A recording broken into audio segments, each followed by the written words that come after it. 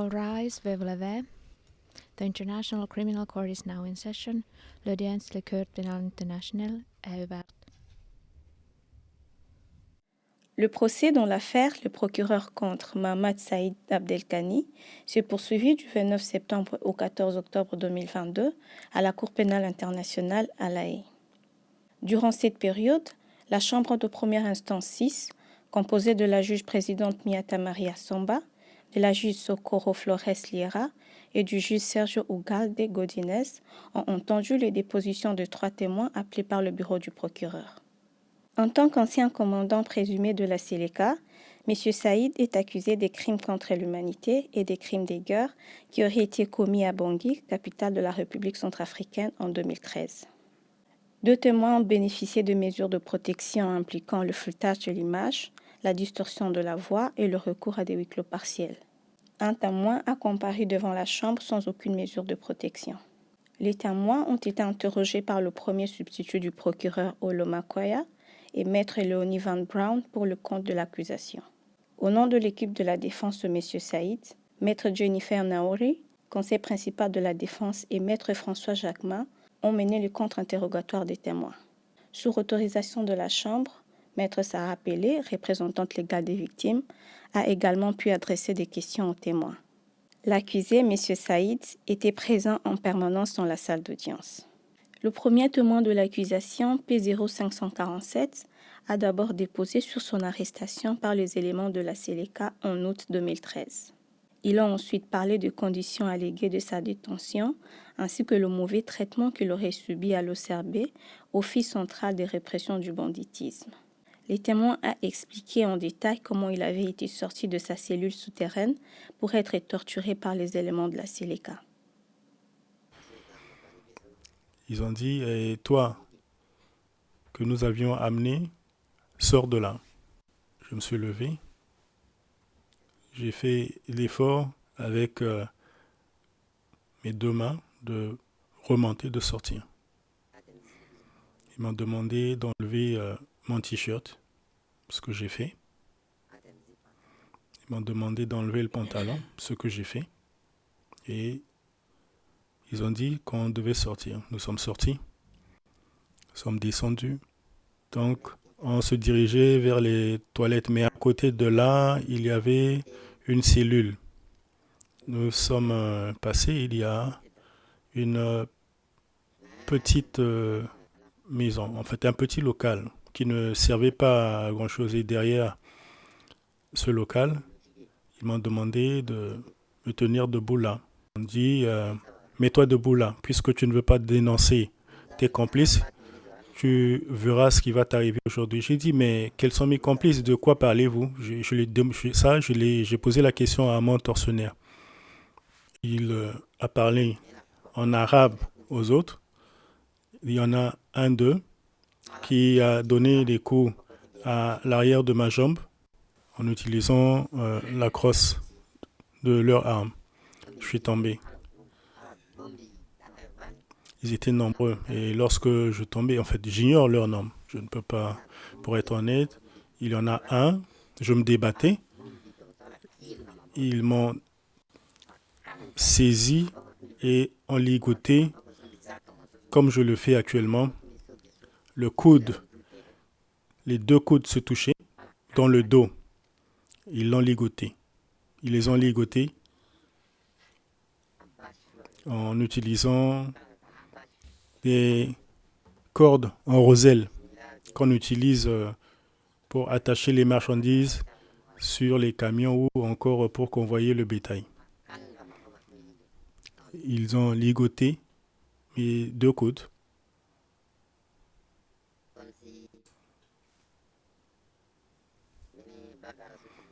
Donc, c'était comme on traite les bœufs à l'abattoir. Et mon tortionnaire parlait en arabe. L'un d'eux m'a donné un coup de pied au niveau de la colonne vertébrale. Ils ont tiré mon pied droit à l'arrière jusqu'à ce qu'il touche les 2 coudes à l'arrière. Ils en ont fait avec l'autre pied et ils m'ont ligoté, j'étais suspendu.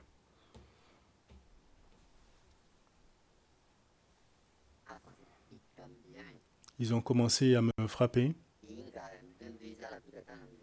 Je ne sais vraiment pas avec quel instrument ils me battaient, mais je voyais des crosses, je recevais des coups de bâton, mais je ne sais pas, je ne peux pas dire avec détail tous les instruments qu'ils ont utilisés pour me frapper. D'autres me donnaient encore des coups de pied.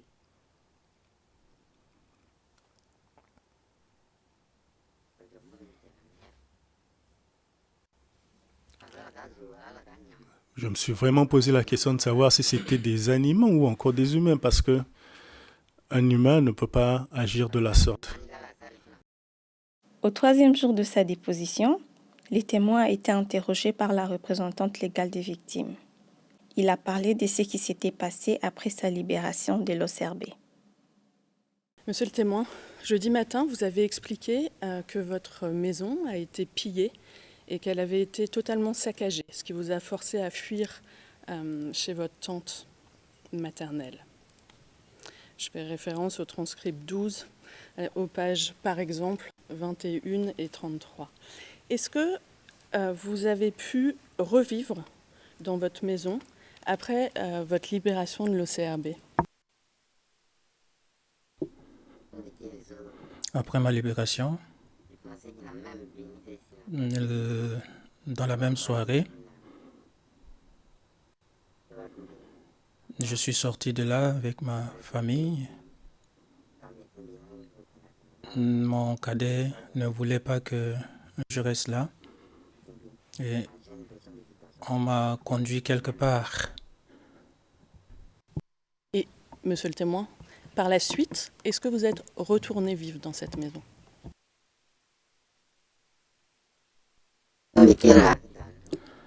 Lorsque je suis rentré,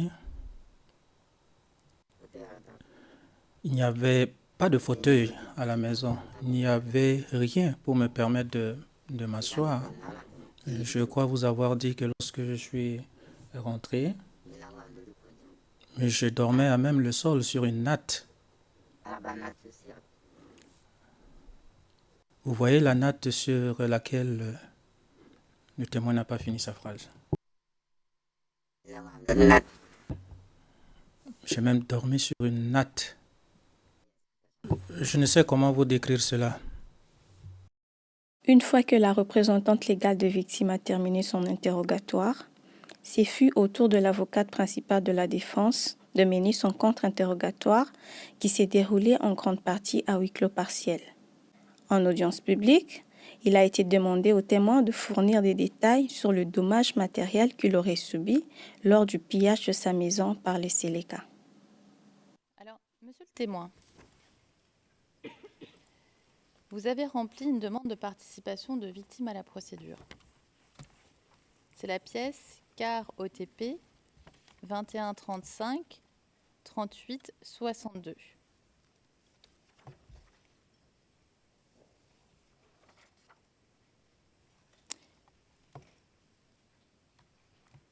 Et dans cette demande de participation de victime, il y a écrit, je cite la page 38-66, et vous inquiétez pas, il n'y a rien d'identifiant dans ce que je vais citer.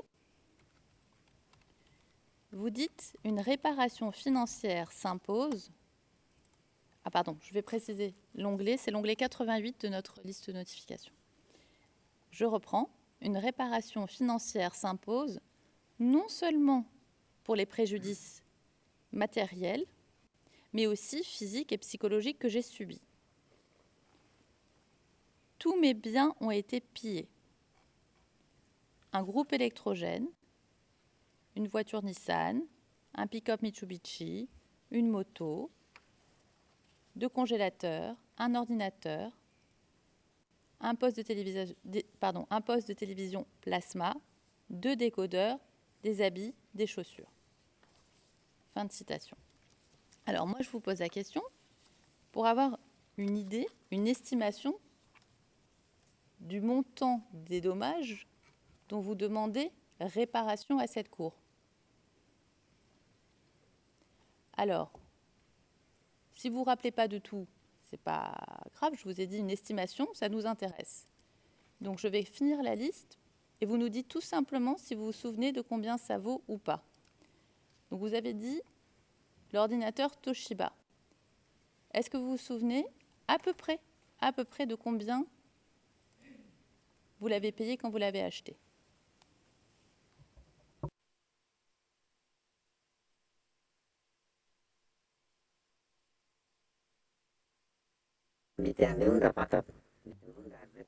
J'ai dit, je n'ai pas demandé de l'argent. J'ai dit, j'ai demandé la réparation. Je n'ai pas demandé à ce que me soit donné de l'argent en espèces. Mais bon, si vous avez de l'argent à me donner, donnez-moi un chèque, il n'y a pas de problème. Mais personnellement, je n'ai pas demandé de l'argent. J'ai demandé la réparation. On a volé plusieurs de mes objets. Ça fait longtemps. Je n'ai pas retenu l'ensemble pour en évaluer la valeur. Donc, ne me poussez pas à mentir parce que je ne pourrais pas le faire. Merci beaucoup. Au 7 octobre 2022, M. Benjamin Malo, le deuxième témoin de l'accusation, s'est présenté devant la Chambre. Il a comparu pour avoir été directeur de l'Observé, Office central de répression du banditisme, en 2012. Il a d'abord été interrogé par la représentante du bureau du procureur, Maître Léonie Van Braun. Dans un premier temps, les témoins ont parlé de ce qui s'était passé le jour qui avait suivi la prise de la ville de Bangui par le troupes Seleka. Il a expliqué que les Seleka avaient installé une de leurs bases à l'Oserbé et celle-ci était dirigée par Noureddine Adam, ancien ministre de la Sécurité. Lorsque questionné sur la relation qui existait à l'époque entre Noureddine Adam et M. Saïd, les témoins ont indiqué que c'était une relation de subordination. Précisant que M. Saïd, alors Serbé, n'avait pas d'initiative. Toutes les instructions venaient de Noureddine Adam, a-t-il dit. Les témoins ont ensuite répondu à plusieurs questions sur les conditions des prisonniers qui étaient détenus par les Seleka à l'Oserbé. Vous avez dit que les détenus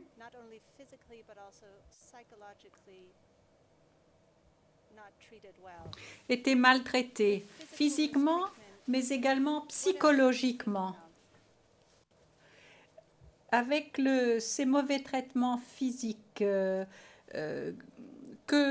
quoi pensez-vous exactement?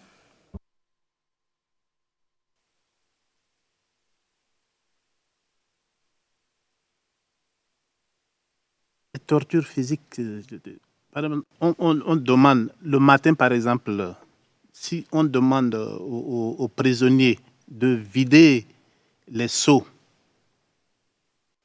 ils prennent les seaux, quand ils sortent, mais un élément prend une corde, les frappe avec, faites vite, il les frappe, ou bien on jette de l'eau sur eux. Ce sont ces genres de comportements que j'en parle.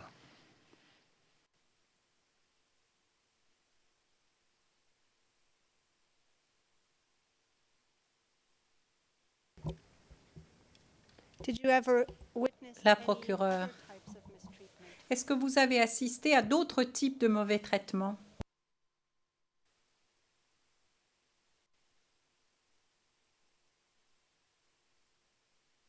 J'ai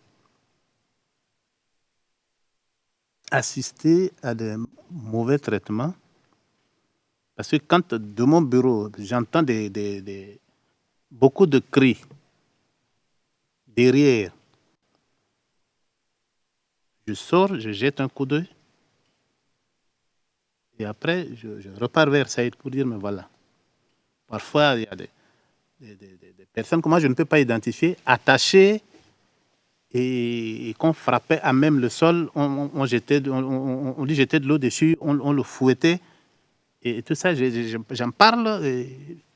J'ai dit, mais Saïd, regarde comment tes éléments se comportent et tout ça. Il me dit, parfois il me dit comme ça, dans son bureau, il me dit, c'est un voleur, c'est comme ça qu'il faut le traiter, c'est comme ça qu'il va vite dire la vérité.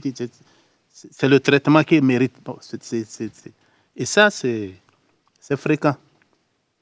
Moi, la personne, je ne peux pas m'approcher pour identifier la personne. Ce sont des comportements de brutalité envers les gens qu'ils interpellent. Les prisonniers qui sont là, si un élément pense qu'un prisonnier lui a manqué de respect ou bien, pour n'importe quelle raison, on sort le prisonnier, on le traite comme ça.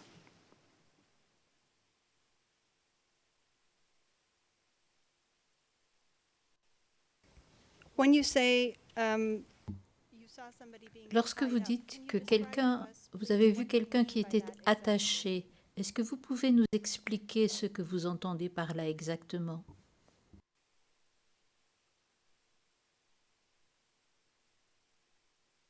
Un individu qui est à même le sol, attaché, les bras derrière, et collé aux jambes par derrière, et qu'on fouette, étant allongé, en lui versant de l'eau dessus. Ça, moi, j'ai vu que c'était un traitement inhumain et j'en parlais souvent au colonel Saïd. Il dit, mais voilà, c'est comme ça qu'il faut les traiter parce que c'est des voleurs. Lors du contre-interrogatoire par la défense de M. Saïd, les témoins ont été confrontés à un extrait d'un témoignage d'une personne qui aurait été détenue à l'OCRB au mois de juin 2013 et qui aurait été libérée par le procureur général de la République, Alain Tolmo. Je vous remercie, monsieur le témoin. Il n'y a qu'une seule question. Hier, au sujet de l'incident auquel la juge présidente a fait référence il y a peu, page 24 du transcript 18,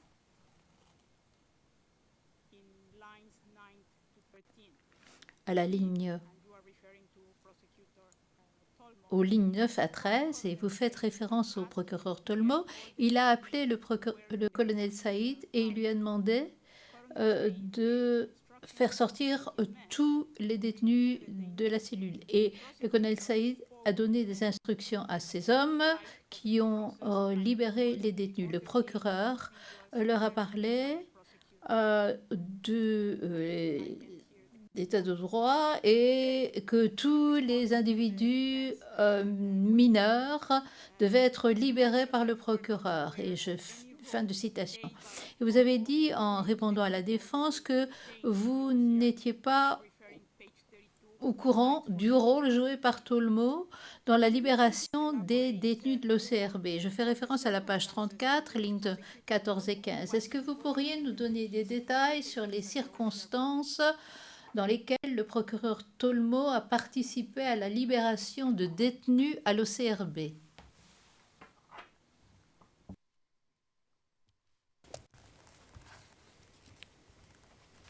Il y a certainement un problème peut-être d'interprétation.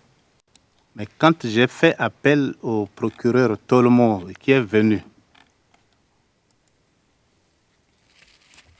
il est passé d'abord dans mon bureau, je lui ai présenté la situation et nous sommes sortis. Il a demandé qu'on ouvre les cellules. Et tous les prévenus étaient sortis. Et c'est là où le procureur Tolmo je disais qu'il a ordonné que les mineurs, les plus petits, partent automatiquement. Et ensuite, on doit ramener les autres dans une même cellule. C'était ça. Thank you very much, Mr. Witness. La juge Flores Lira, je vous remercie, monsieur le témoin. Je n'ai plus de questions. Les représentants légaux des victimes n'ont pas interrogé ces témoins. Avant de conclure son témoignage, le témoin a répondu à des questions de la Chambre. Le troisième témoin de l'accusation, P3065, a témoigné devant la Chambre pendant 3 jours successifs. Il a parlé des circonstances de son arrestation et de sa détention à l'OCRB. Il a expliqué avoir été arrêté avec d'autres personnes et placé dans une station de la police de l'OCRB Ngousimon avant d'être transféré à l'OCRB centrale. Les témoins ont indiqué qu'ils avaient été placés dans une petite cellule souterraine qui était située en dessous du bureau de M. Saïd. L'intérieur de cette cellule était nauséabond, a-t-il précisé.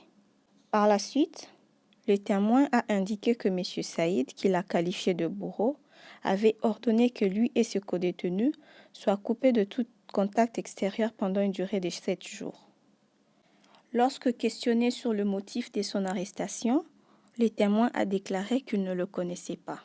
Interrogé par la représentante légale des victimes sur l'impact des événements de 2013 sur sa vie, le témoin a indiqué que les conditions de sa détention à l'OCRB ont été la cause de problèmes psychologiques qu'il avait eus. Les images de la scène de sa détention sont restées dans son subconscient, a-t-il affirmé. Lors du contre-interrogatoire par la défense, les témoins ont répondu à des questions en lien avec le processus de sa mise en liberté. Il a expliqué qu'une enquête avait été mise en place par le procureur de la République qui avait par la suite ordonné à M. Saïd de le libérer ainsi que certains autres détenus. Il a été demandé aux témoins si M. Saïd avait respecté le consigne du procureur Tolmo. Les témoins ont répondu par l'affirmatif. Le procès dans l'affaire le procureur contre Mohamed Saïd Abdelkani se poursuivit le 24 octobre 2022 avec la déposition de nouveaux témoins appelés par le bureau du procureur.